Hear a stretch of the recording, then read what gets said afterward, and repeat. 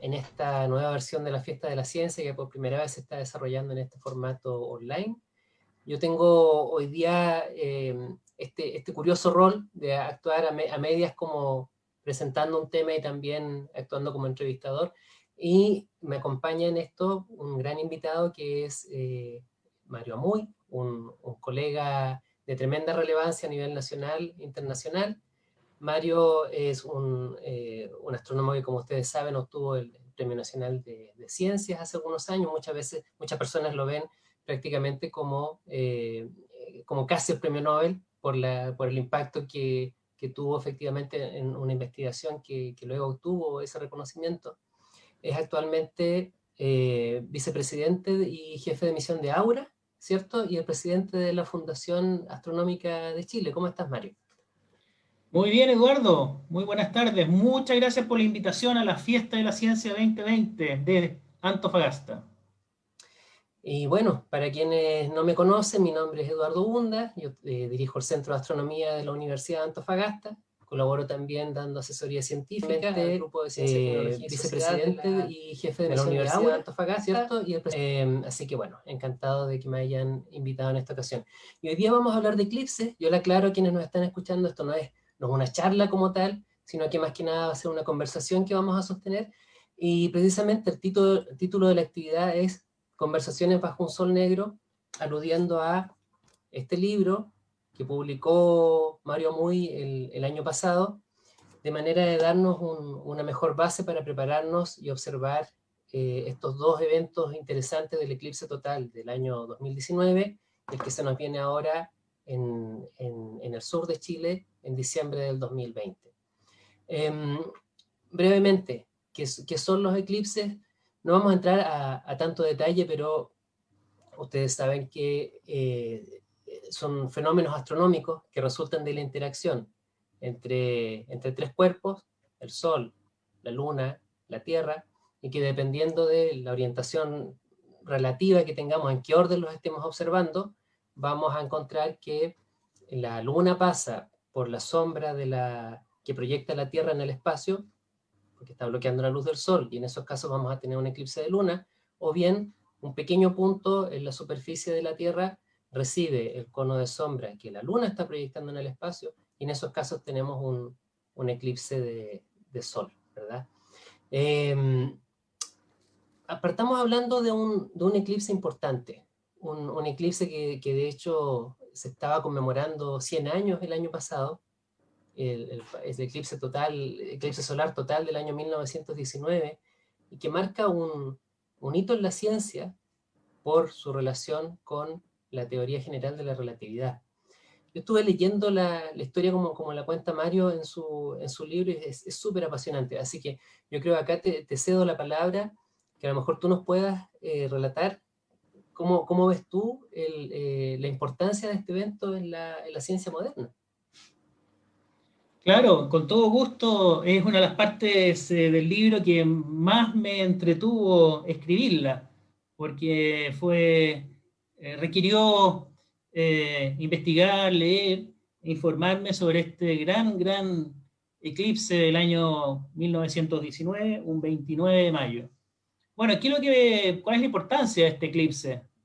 Eh, en ese eclipse se jugaban la, la- la- la- se jugaban la validez de dos teorías de la gravedad. La de Isaac Newton del siglo XVII y la de Albert Einstein de comienzos del siglo XX. Eh, por un lado, Newton había sostenido con gran éxito que la gravedad de los cuerpos con masa, como el Sol, la Tierra, la Luna, se manifiesta como una especie de elástico, un elástico que une los dos cuerpos.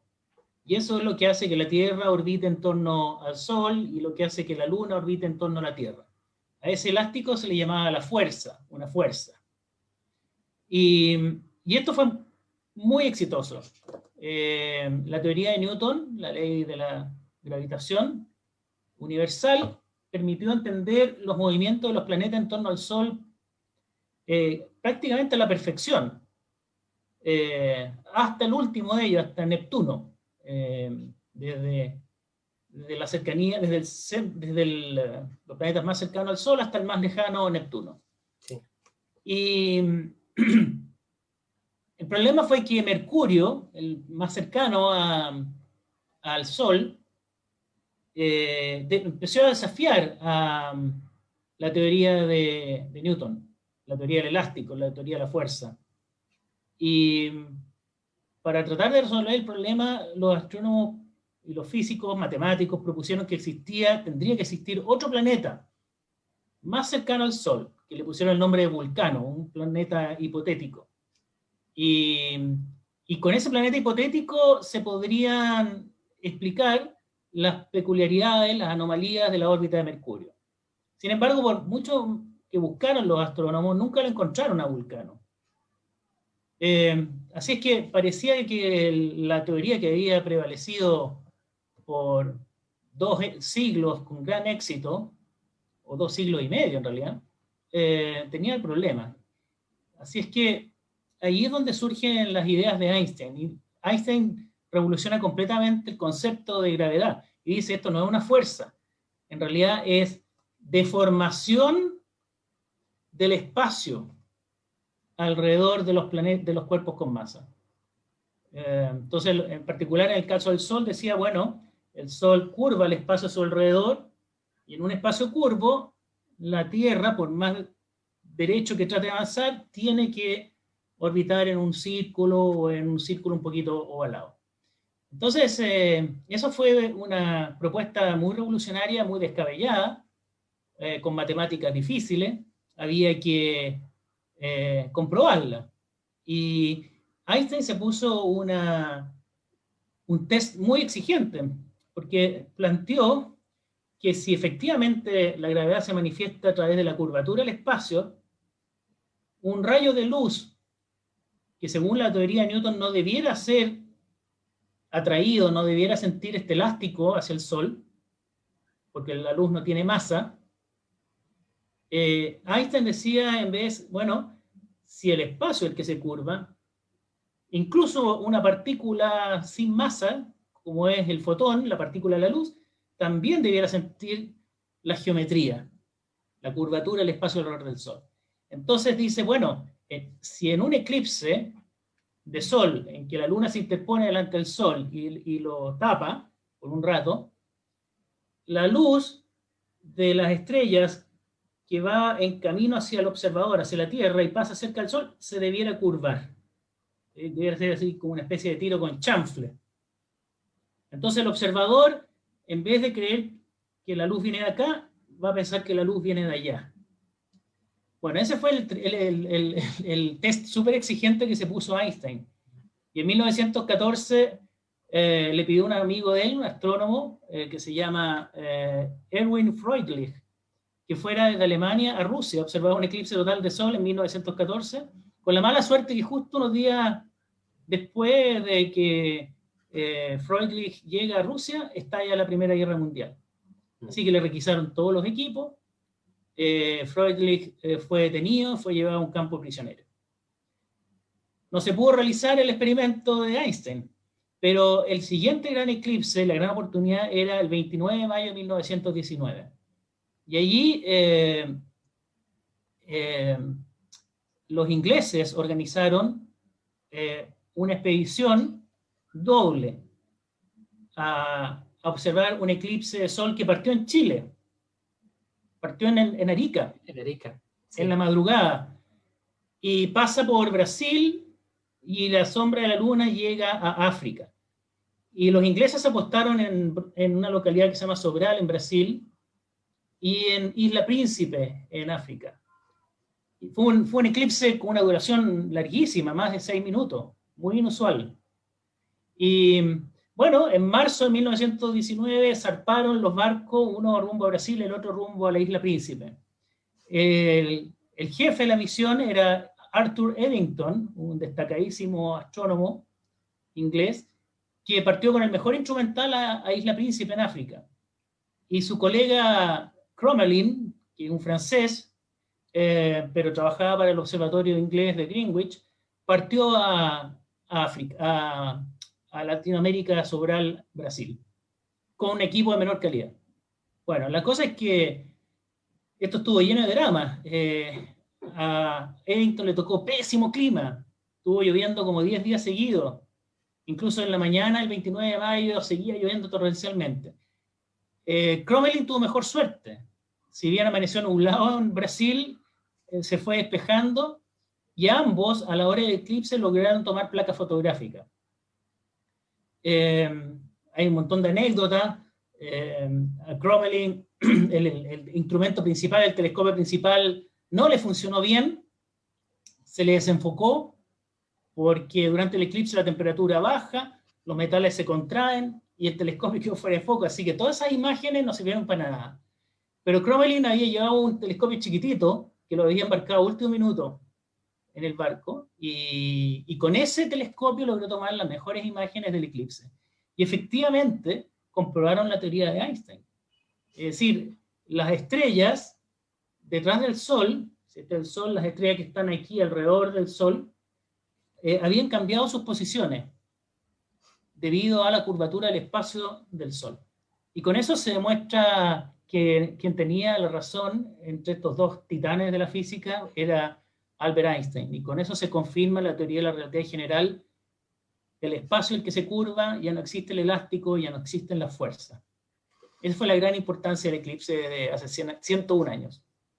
Yo creo que algo que es muy interesante de toda esta historia y que es bueno comentarle a quienes nos están escuchando hoy día, es un típico ejemplo que yo solía discutir con estudiantes años atrás, es que ilustra cómo funciona la ciencia. Muchas veces las personas se enamoran tanto de sus ideas que sienten un poco hostil cuando alguien va y cuestiona un argumento que se presenta en una discusión. Y eso se ve especialmente claro cuando tú confrontas las pseudociencias con las ciencias, porque las pseudociencias tú le planteas cuestionamientos y normalmente sienten que es un ataque, sienten que hay que buscar alguna manera de no tener que responder a eso, por ejemplo, basándose en el prestigio de quien plantea la idea, o que es una idea muy antigua, o que tiene connotaciones sagradas, bueno, etc. Sin embargo, en ciencia nosotros nos desvestimos de todo eso, al menos en el modelo ideal de la ciencia, ¿verdad? Y siempre buscamos maneras en que lo que planteamos pueda tener algún error. Y entonces tratamos de que no sea aceptado meramente por aplauso popular, sino que tenga que superar pruebas en las cuales nuestros colegas se esfuercen por encontrar que algo no falla, perdón, que algo falla. Y de hecho, muchas veces ocurre que cuando se llega al final de un trabajo científico y se logra publicar y se presenta a la comunidad internacional, la verdad es que es un final a medias porque es el comienzo de un escrutinio general por parte de una comunidad que todavía puede encontrar muchas cosas que no se le ocurrieron a quien escribió el artículo, que no se le ocurrieron a ninguno de los árbitros que analizó el borrador del artículo, ¿cierto?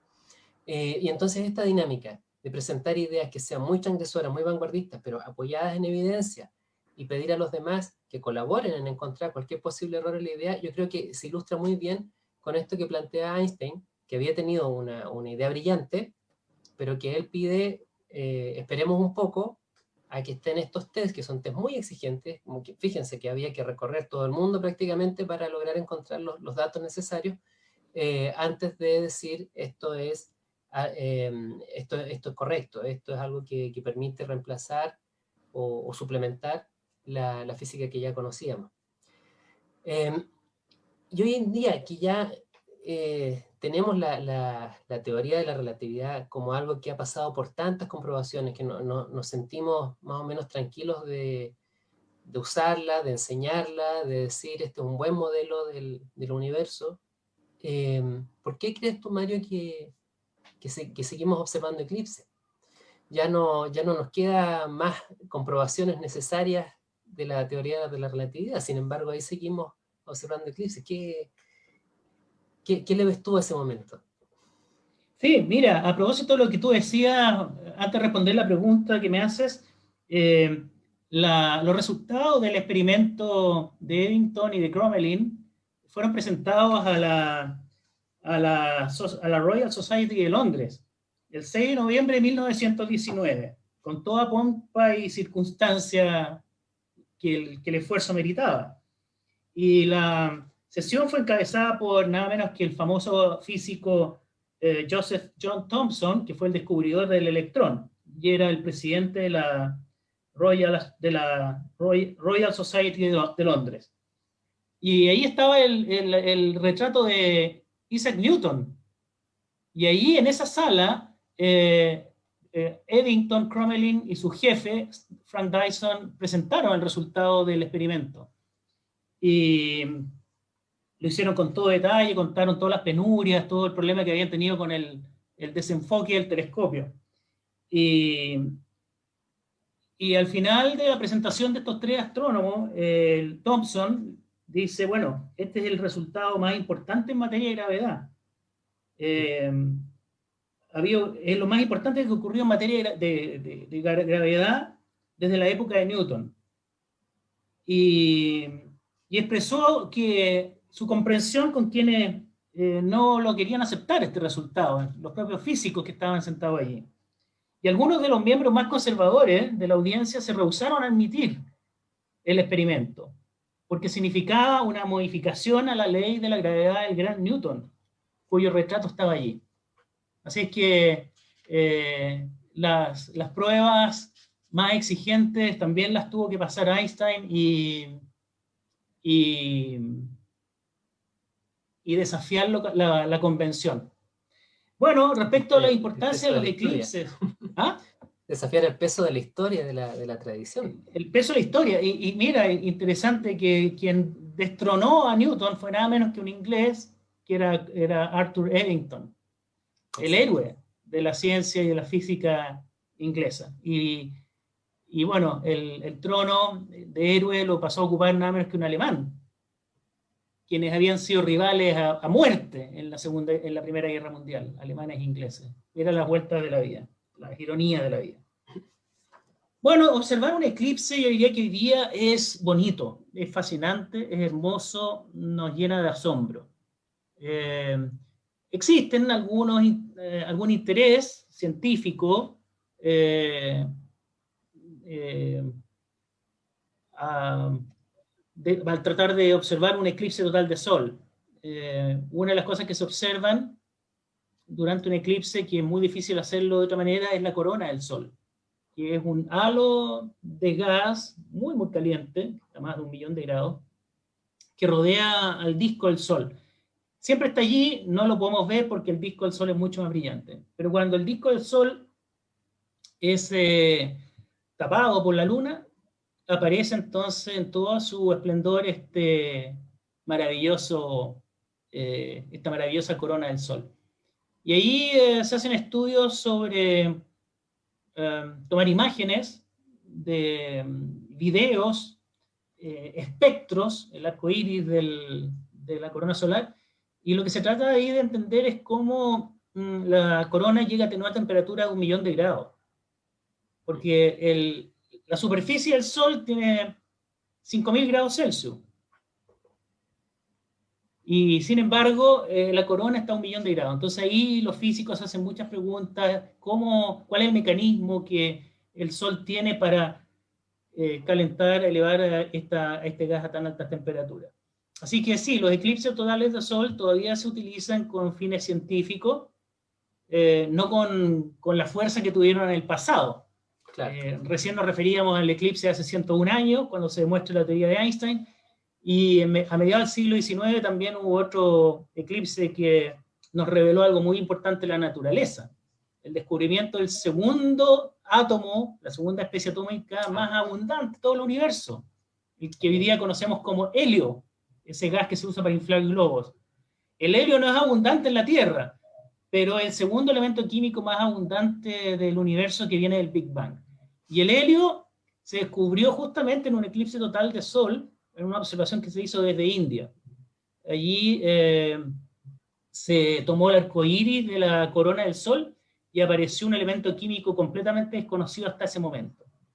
Y como no sabían qué era, lo bautizaron en honor a la corona del Sol y le pusieron coronio. Y después cuando hicieron los experimentos en los laboratorios en la Tierra, bueno, encontraron que ese era en realidad el segundo elemento químico más abundante del universo, el helio, y justamente el nombre de helio se le da en honor a que fue descubierto en el Sol, cuyo nombre en griego es el helio. Pero bueno, más allá de lo científico, Eduardo, hoy día los eclipses totales de Sol son el fenómeno científico más popular de todos. El año pasado estuvimos en la región de Coquimbo, en la región de Atacama, en el pueblo Incahuasi. Hubo 1 millón de personas viendo el eclipse total de Sol. Yeah. Y todos quedaron fascinados.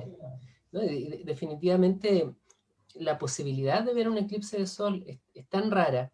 Hay personas que se gastan una fortuna en seguir estos eventos por todo el mundo, que tener una ocasión dentro del territorio nacional, encontrar en un par de años continuos, que vas a poder tener un par de chances de observar este fenómeno, realmente es muy rara, es muy afortunada, y como parte de nuestras experiencias de la naturaleza, por supuesto que se justifica tratar de hacer el esfuerzo y ser parte de ese grupo que finalmente presencia esto.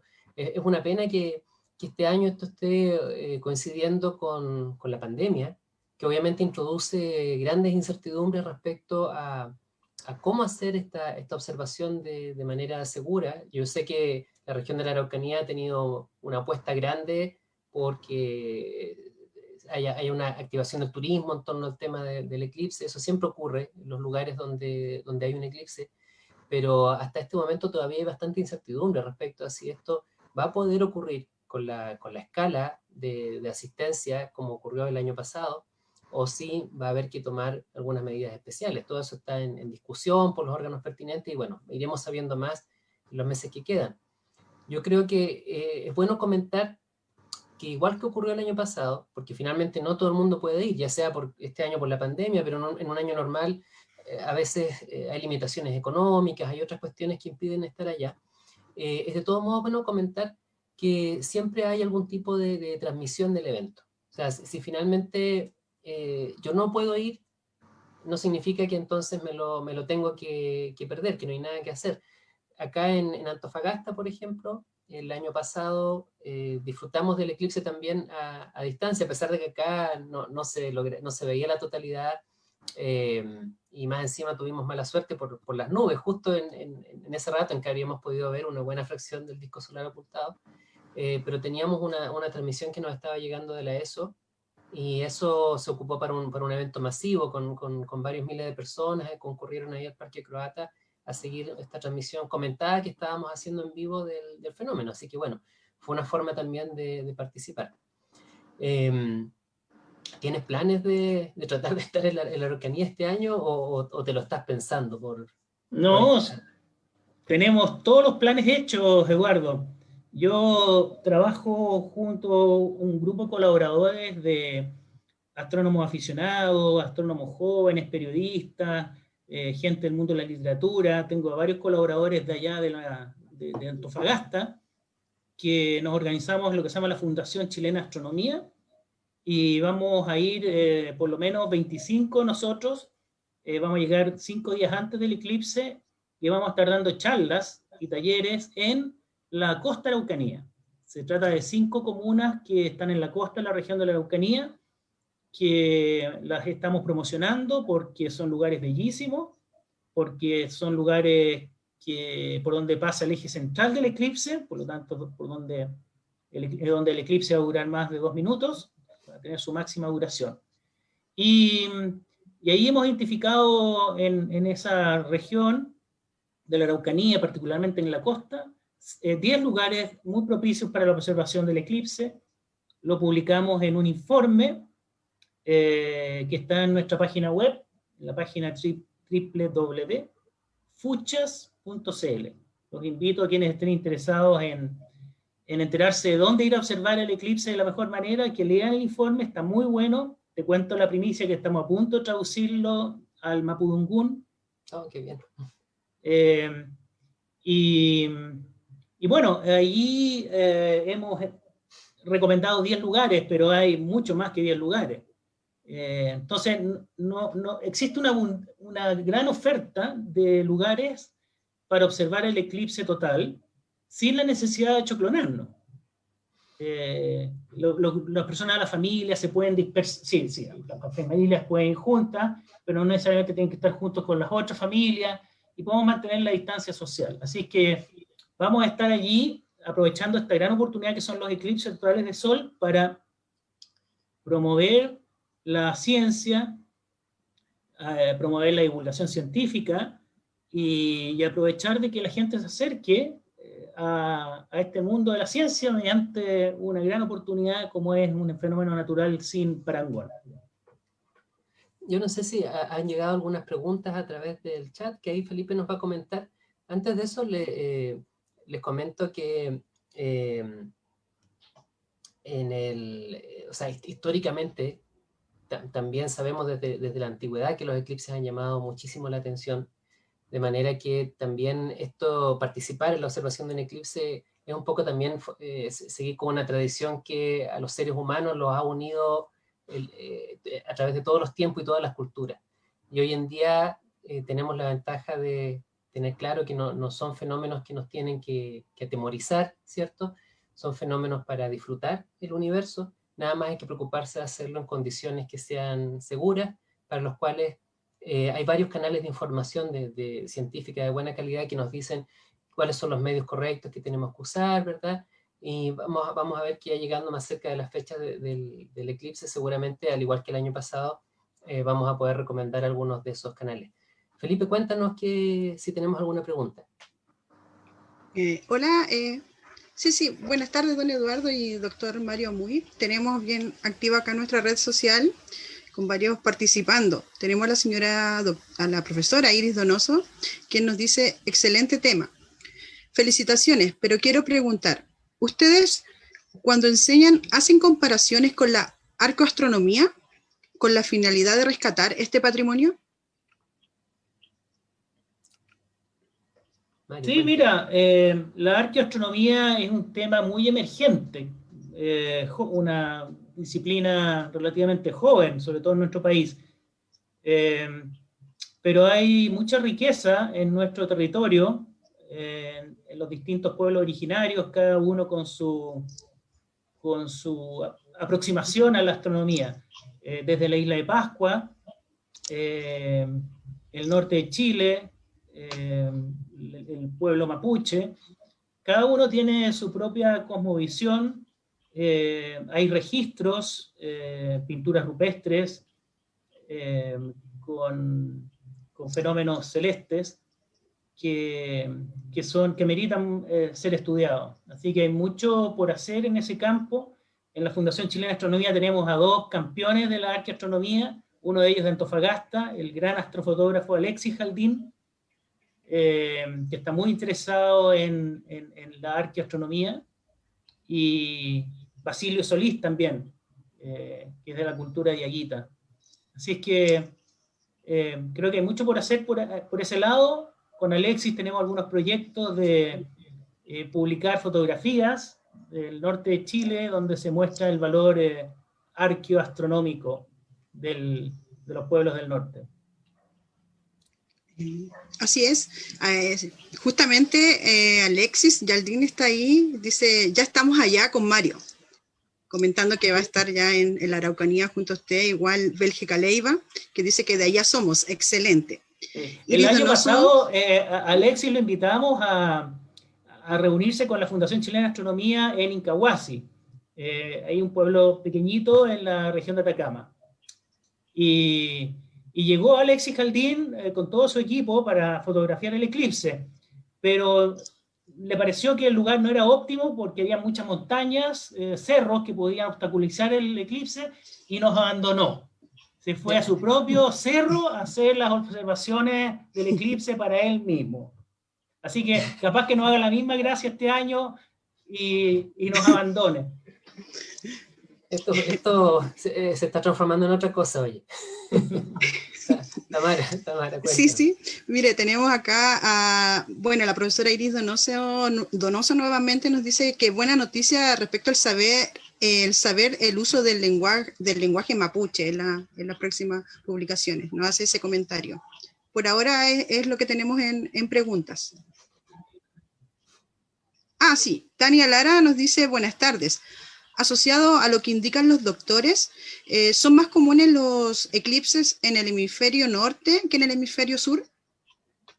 Se la dejamos a Eduardo esa, porque es una pregunta difícil. Puta, me tiraste la más complicada. ¿Sabes qué?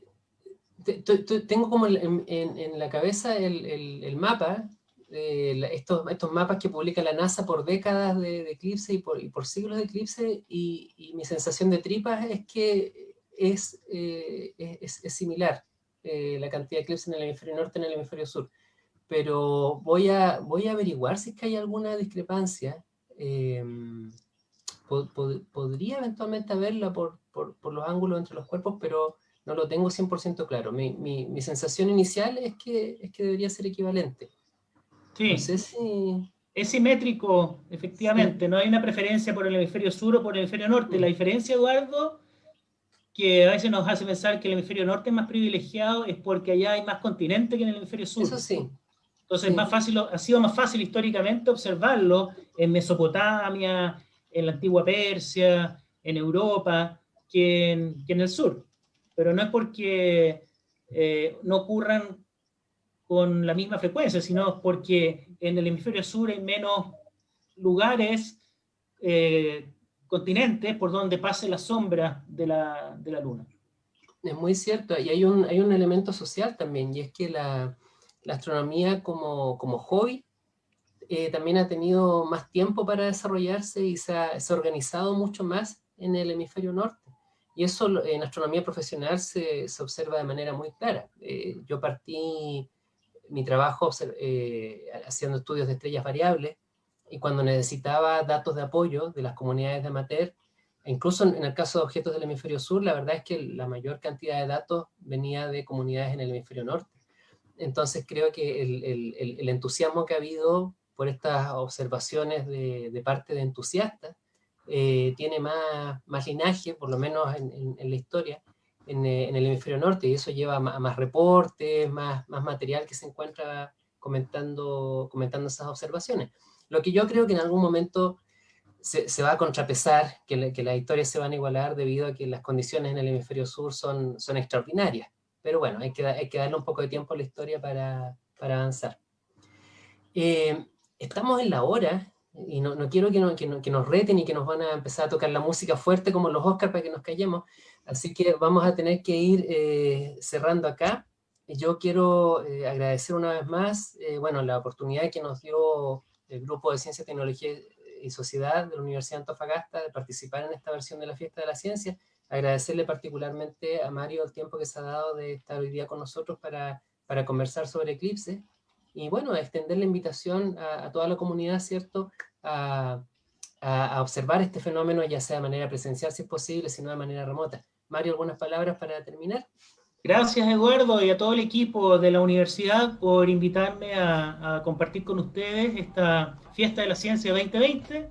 Hablar del eclipse es una oportunidad imperdible. Traten de ir en la medida que puedan, y si pueden hacerlo, háganlo con distancia social. Y si quieren aprender más sobre eclipse y llegar bien preparados, los invito a leer este libro que lo publiqué el año pasado, con mucho cariño. Perfecto, muchas gracias, y será hasta una próxima ocasión. Chao. Antes de retirarnos, Eduardo y Mario, queremos hacerle el paso del agradecimiento de la directora Gladys Hayashida, nuestra coordinadora de CETIS. Un saludo y afectuoso al doctor Mario Amuy, y agradecer su gran disposición junto al doctor Eduardo Hunda, compartiendo conocimientos y experiencias en esta Fiesta de la Ciencia. Un privilegio contar con dos grandes astrónomos y divulgadores. Muchas gracias. Muchas gracias, Gladys. Gracias, Gladys. Gladys, que es la fuerza detrás de todo esto. A ella la conocí el año 2016, cuando estaba recién partiendo mi trabajo en CONICET. Me tocó ir a Antofagasta a dar una charla en la divulgación, y ahí estuve con el grupo de Explora que lidera Gladys.